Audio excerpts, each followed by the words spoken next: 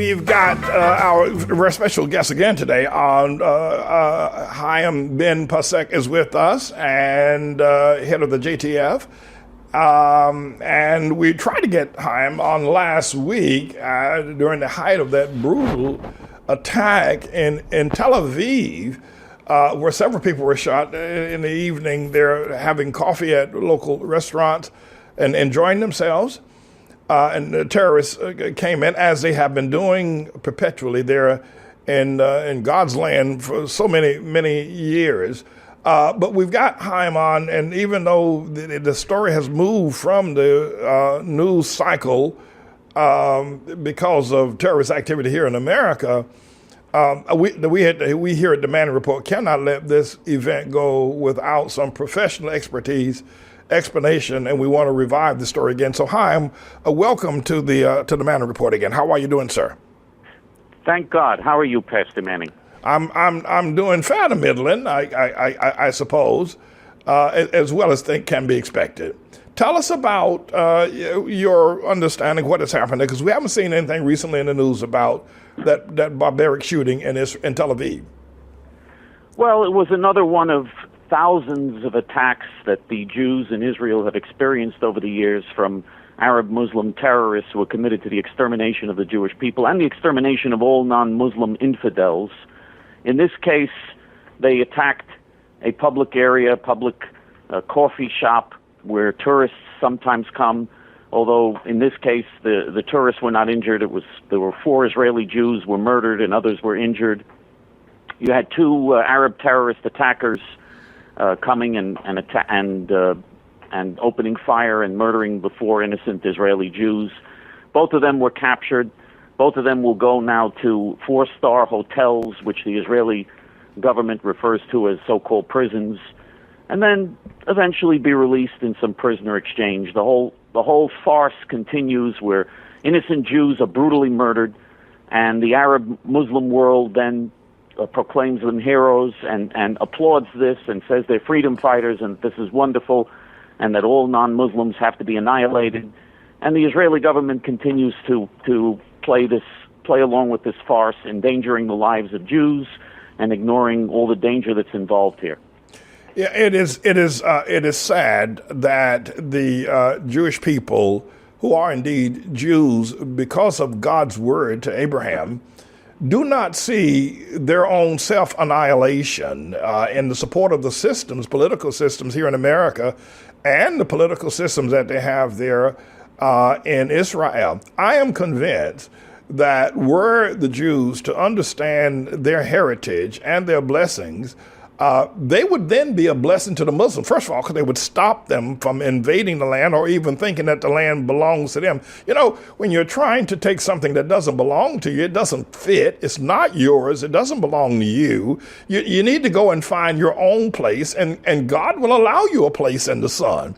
It is absolutely psychological misfits. That's what's happening in terms of the ideology that Muslims should occupy any of Israel. It is ridiculous.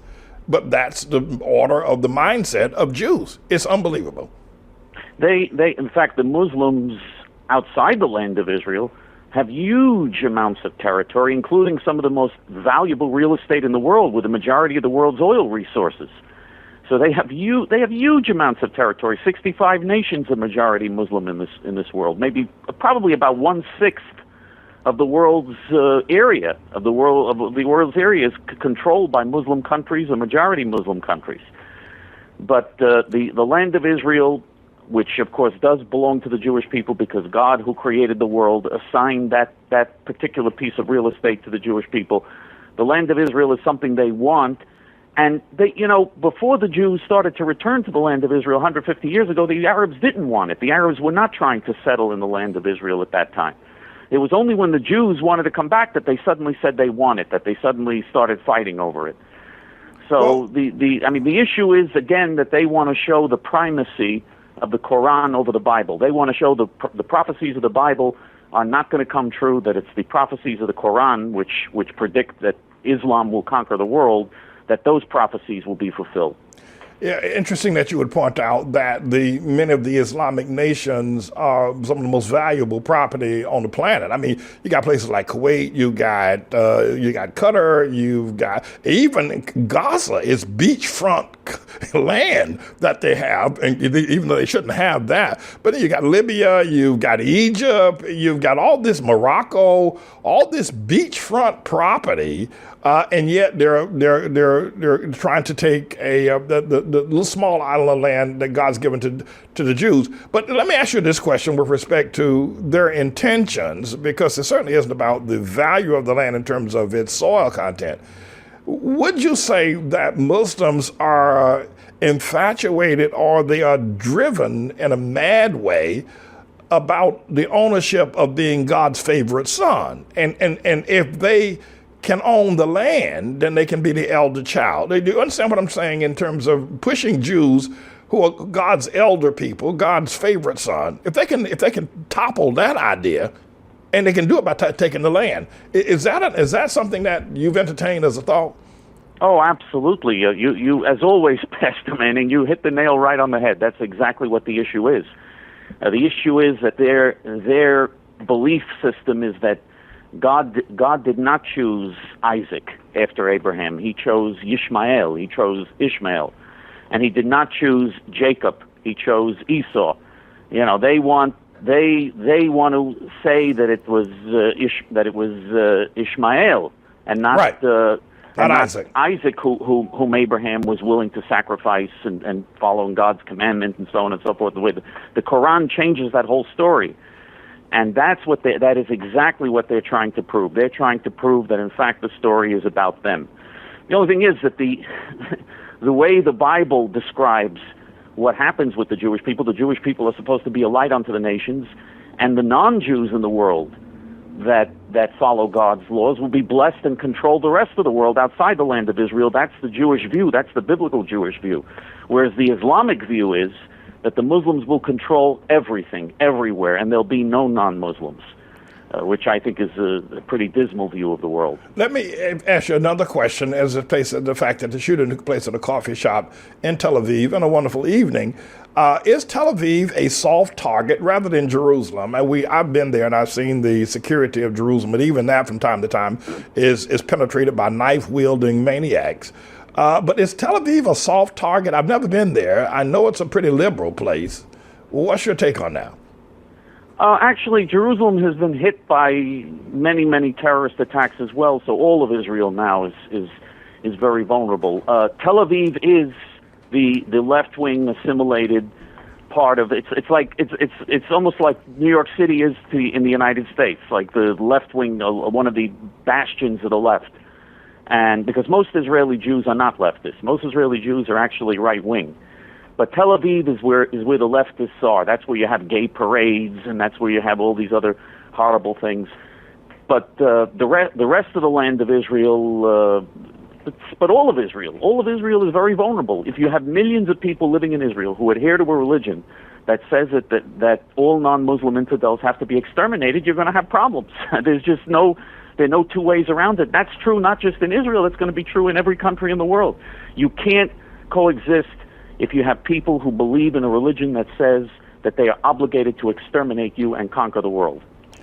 The recent terrorist activity in Orlando, Florida, and checking into the background of Omar Siddiqui Mateen, I believe is his name, they're trying to discover exactly who he is and what his religious beliefs in terms of what he supports.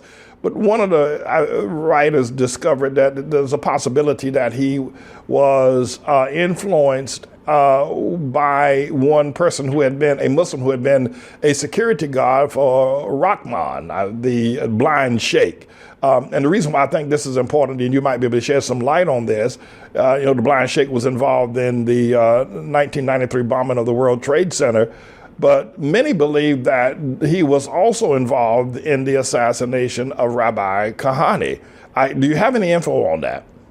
Oh, he certainly was involved in the assassination of Rabbi Kehana and was convicted of it, in fact, in federal court. Part of the charge against him, part of the conspiracy charge, was that he was the one who ordered the assassination of Rabbi Kehana. In fact, and he of course he actually worked with Al Qaeda. He was working with Al Qaeda and with Osama bin Laden, and his network in Egypt were involved also with the Saudi network of Osama bin Laden at that time. So Rabbi Kehana was the first victim of Al Qaeda terrorism. He was the Al Qaeda terrorists before they started their rampage on the world scene. The very first incident, the very first attack, was the assassination of Rabbi Kehana. And El Said Nosser, the murderer of Rabbi Kehana, who was actually the trigger man who actually murdered Rabbi Kehana, said on a tape that the FBI had, the FBI did infiltrate. They had an informer who infiltrated the group. And he actually said on the tape, we have to kill Rabbi Kehana first. He's the big Jew. He's the one that's going to cause us problems. We have to get him out of the way first. Because they were terrified, because Rabbi Kehana was effectively warning people about the threat that Islamic terrorism poses, very effectively warning people, and they knew that they had to get him out of the way. Well, I think that, as listening to you speak regarding Rabbi Kehana, that had he not been assassinated, we'd be living in a very different world today. And it's chilling to think about the kind of world we could be living in and what Israel would represent and how the validity of the Bible would stand up and speak volumes were he yet alive. He is not. And what we have is just the opposite of that. Listen, Chaim, is there anything further you want to say or address before we disengage here today? Microphone is yours, and tell people how to contact you should they want to work with you in any possible way. Well, I would just urge people, of course, to contact us and to be active, because we have, of course, a terrible, terrible danger over here. And the attack, that we saw in Orlando and the attack in Tel Aviv and all the other terrorist attacks, these are just warning shots. These are just warning shots. The day will come when these Muslim terrorists will get their hands on weapons of mass destruction, and we're going to face much, much worse catastrophe. That day is yet coming, God forbid, unless people wake up. People want to contact us can just go to our site, jtf.org. JTF stands for Jewish Task Force, jtf.org. Okay. Listen, Chaim, thank you so very, very much for shedding light on the issues that really is affecting all of us, whether we know it or not. We appreciate you so greatly, and be blessed by Almighty God, and we'll talk to you later. Thank you, and God bless you, Pastor Manning. Take care.